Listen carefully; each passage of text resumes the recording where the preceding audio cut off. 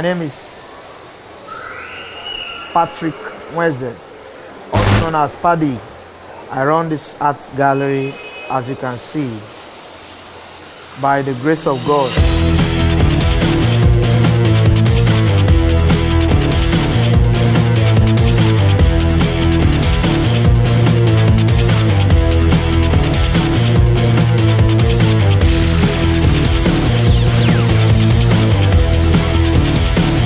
Books build brains. Buy a book for your children every holiday, every Christmas, and every birthday.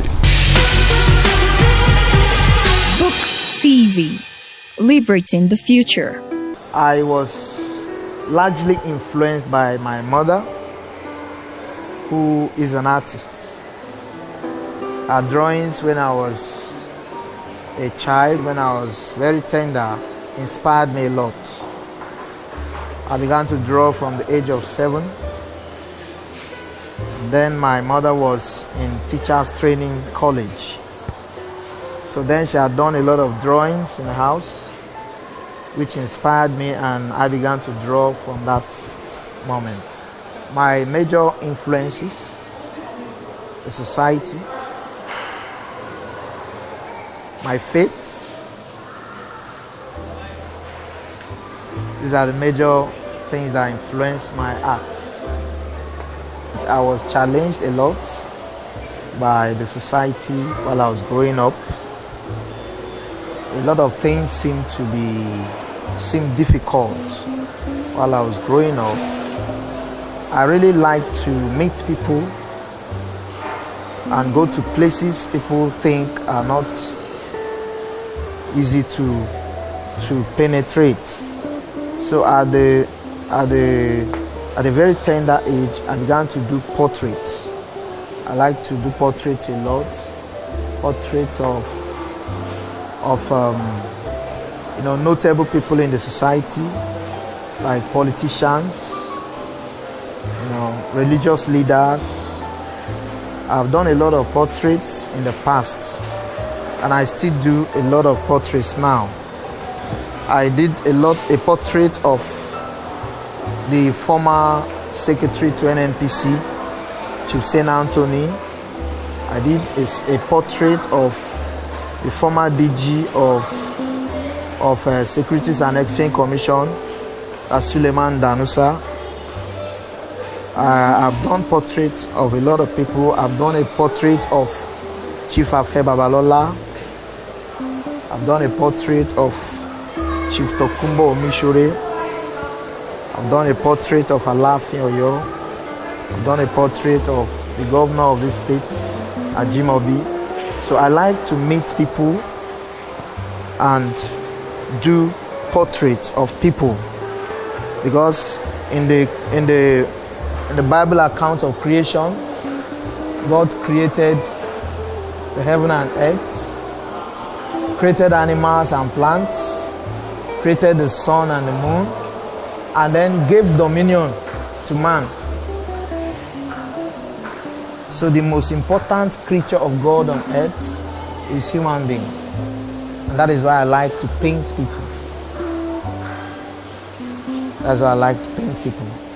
I get influenced by nature too.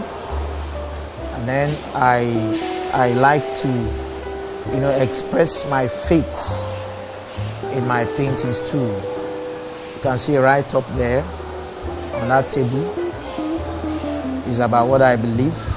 And see a painting of Jesus Christ there. Everything that is creative is lucrative.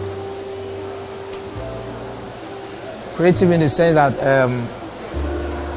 talking about art, one art writer said that art is a human conception made manifest through a skillful use of a medium.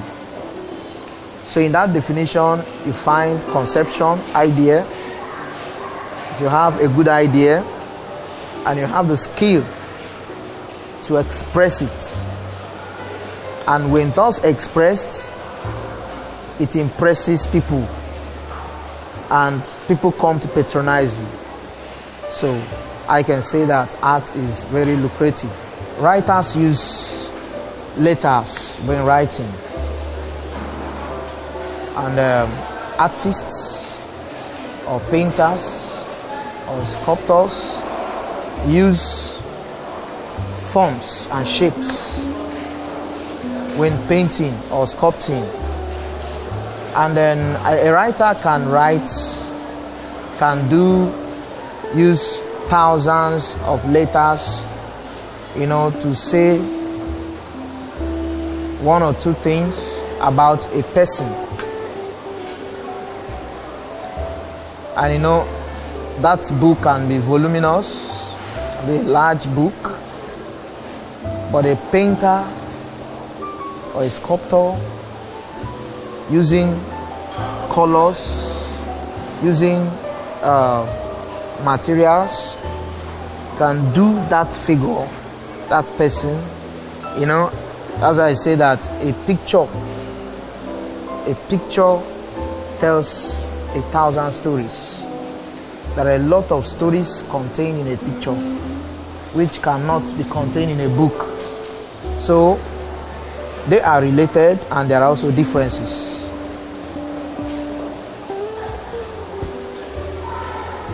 There's a relationship between the book and the art.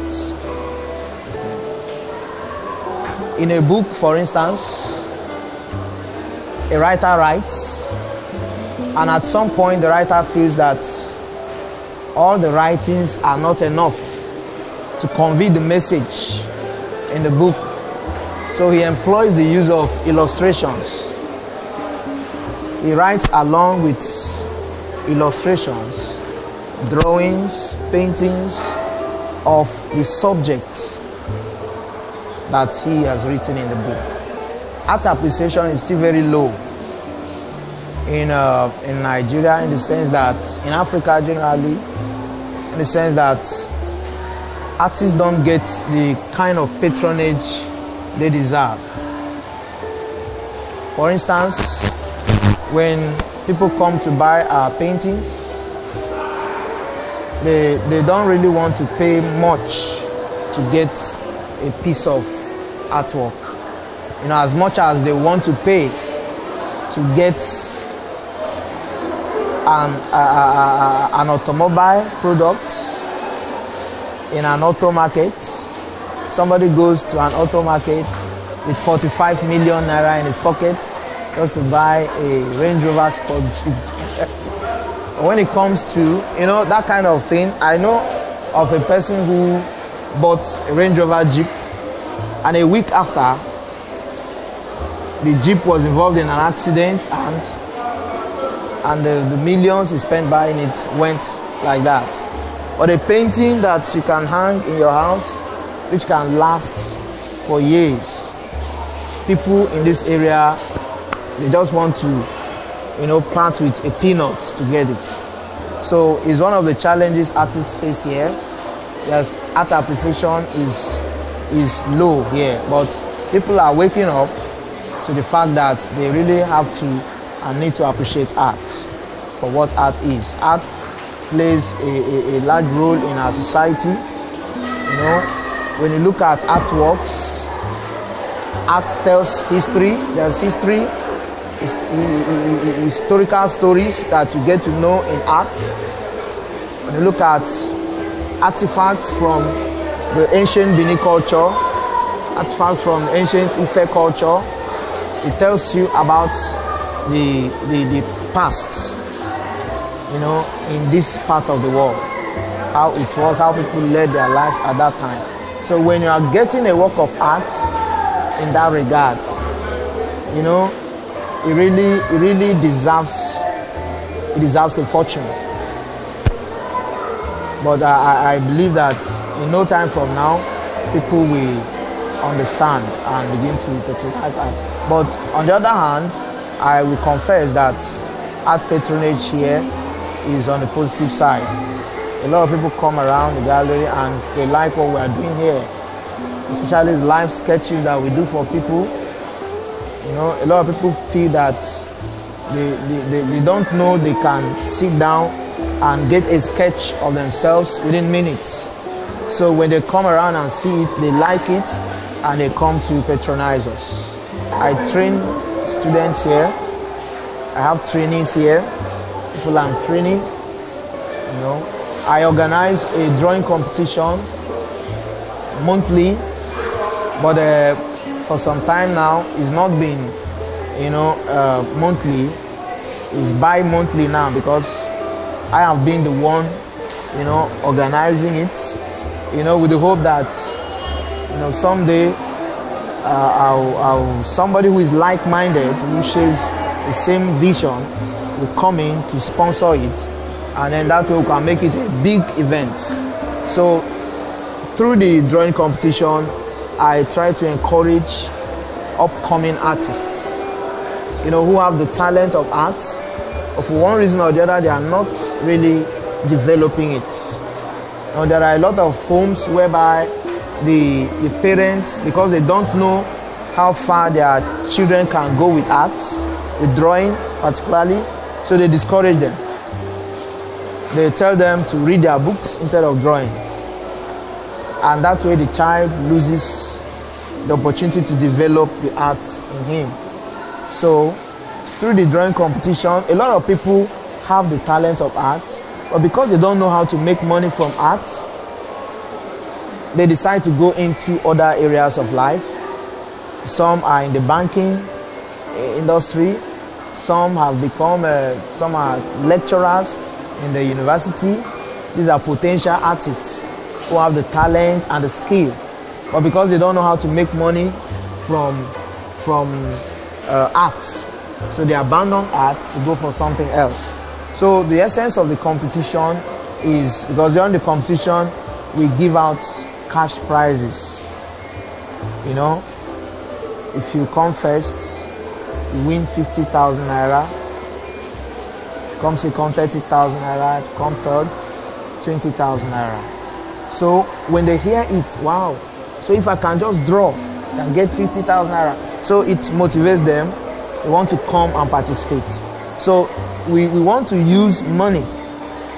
A lot of people abandon art because of money. They felt they needed money, so they went into something else to make that money. So with that same money, we can bring them back into art. You understand? When we have sponsorship for the drawing competition, we can talk about, we can make it big, and then talk about somebody winning 1 million naira or more in a drawing competition like that. So that way, a lot of our youth will be engaged, and then they will think less about crime and other